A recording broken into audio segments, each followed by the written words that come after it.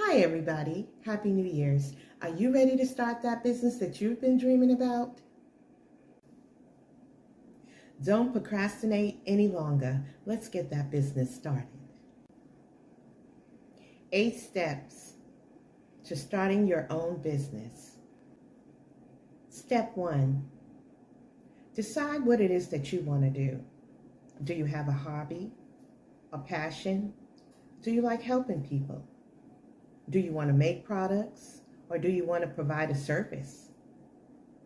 That's the important thing, knowing what you want to do. Start a journal. Write down these things. And write down why you want to start a business. Do you have a goal? Is it something that you always wanted to do? Do you want to provide for your family? Do you want to start a legacy for you and your family? Why do you want to provide a service? Why do you want to make products and present them to the world? Ask yourself that question. That's a very important question to getting started on your journey. Step 2, make a business plan and name your business. A business plan is to help you to get focused. It's to help you to have instructions and a guideline to your business and how you want to go by it.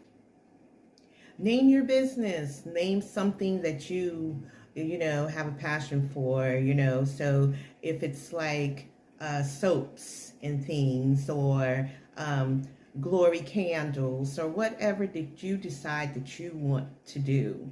And also, if you want to provide a service, name it, whether it is a service of marketing, or maybe you want to do provide service to those who need their taxes done. Well, name it. Give it a good solid name. Don't make it too long, but just a good solid name to represent who you are and what you do. Step 3, fund your business. Now, this can be the most difficult of them all because, a lot of us don't have that capital to just put into a business, especially in these times.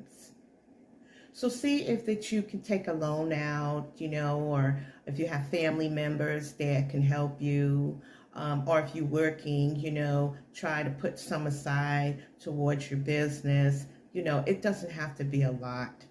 Some people start a business with little or nothing, and it is possible. So it's just how you want to handle it. Take your time. Don't worry about finances so much. Work with what you got. If you got a little, then work with that. Eventually you will be able to get the funds that you need, but start. Don't let this be something that you say that's going to block you. Oh, I can't do it because I don't have the money to do it. Start somewhere. Start little and grow.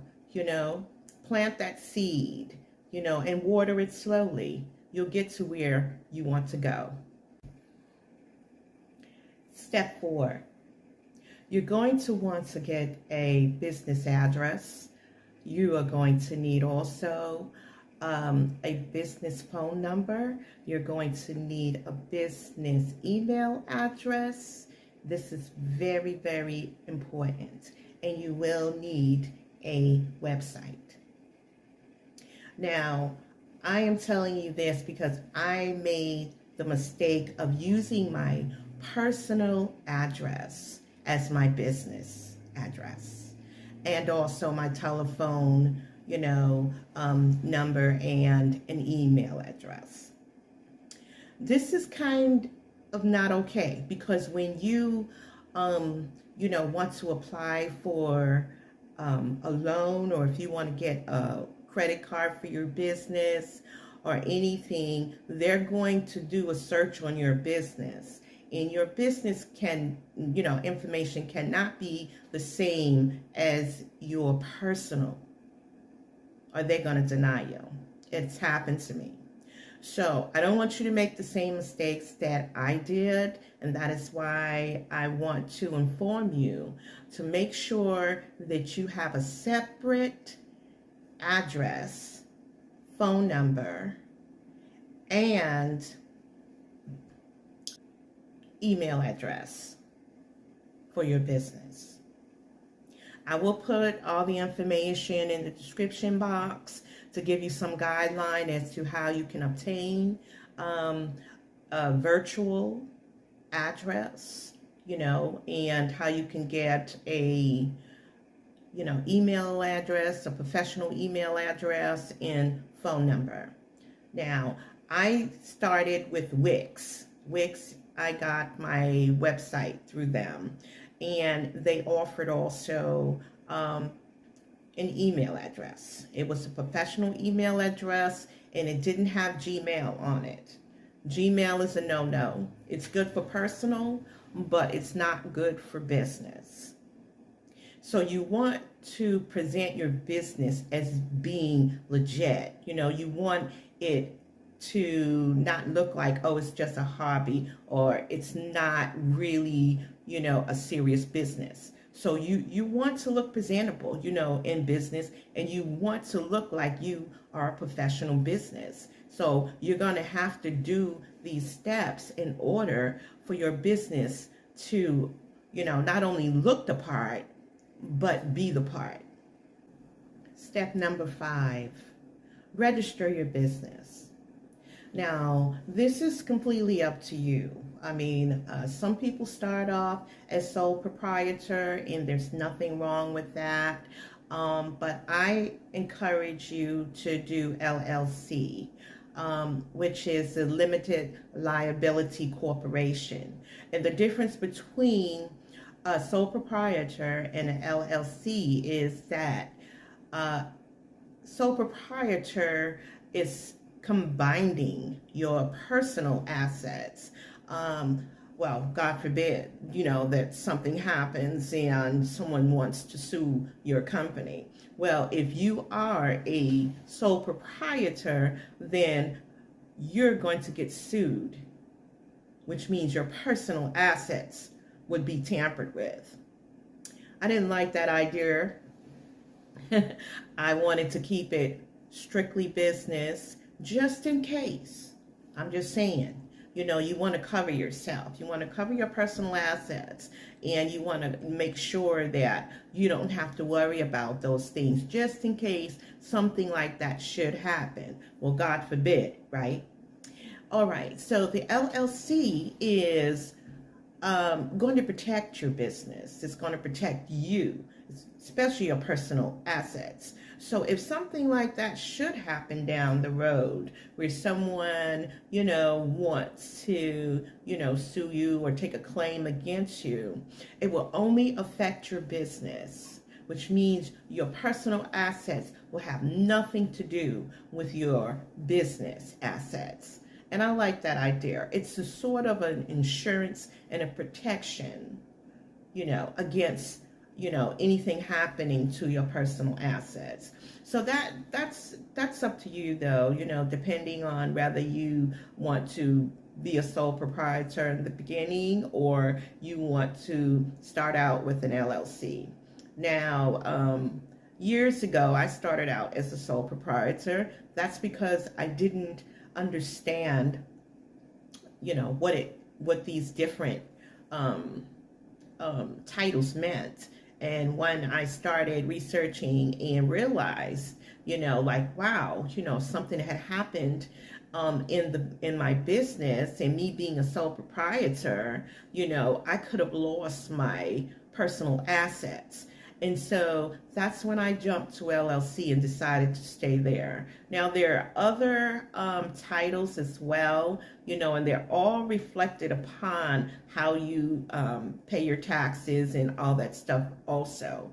But to start, I would encourage LLC. Then they has S Corp and C Corp and all that other stuff, but that's when you get further down the line. That's when you start really making a certain amount of money. And then, if you become C Corps or S Corps, it's going to determine how much you pay for your taxes and different stuff like that. But that's a whole different ball game, a whole different subject altogether. And we'll talk about that. I'll make a video on that as well. But I encourage you to do LLC. That way your personal assets, you know, um, will be yours, and it won't be tampered with, just in case something should happen, on the business side. Step number 6, register with the Internal Revenue Service for an EIN number. Now, this EIN number is for your business, and everything that you do with your business, you should use that EIN number.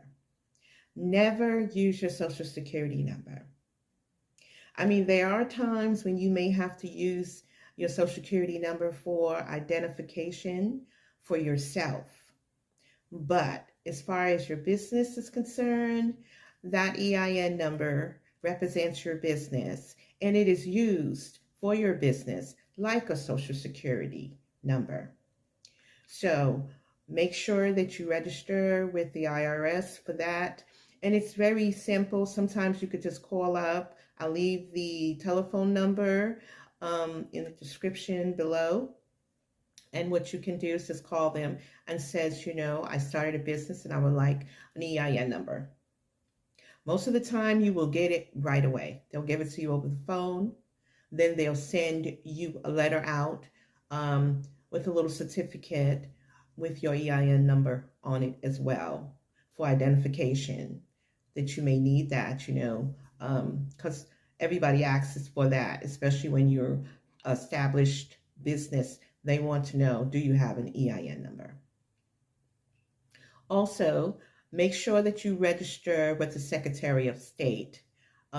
Make sure that whether you are registered as a sole proprietor or as an LLC, make sure that you are in guidelines with your state. That's very important. Every state is different, so you have to take the initiative to find out what your state requires in order to run a business in that particular state.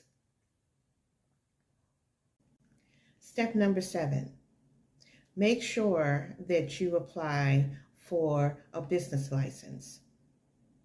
Now, according to some states, they require that you apply for a business license as well. So you got to do your due diligence and you got to do your homework and see what it is that your state requires you to have. So it's very important that you have all of your documents, and all of your certificates that you need for your business. Seems like a lot, but it really isn't. A few phone calls, and that's it. Most of the time, you can do all of this. You can be legit in a day. It's just that you have to register for certain things, and you have to know what the requirements are for your particular state. Finally, step 8, open a business account. Now, this is not going to be a difficult thing to do because you've done all your homework, you have all your documents, and so now you're going to go to the bank of your choice and you're going to ask them to open a business account. So it's good that you have all your documents intact first, because they're going to ask you, do you have your EIN number? Are you registered with the state? Do you have your license?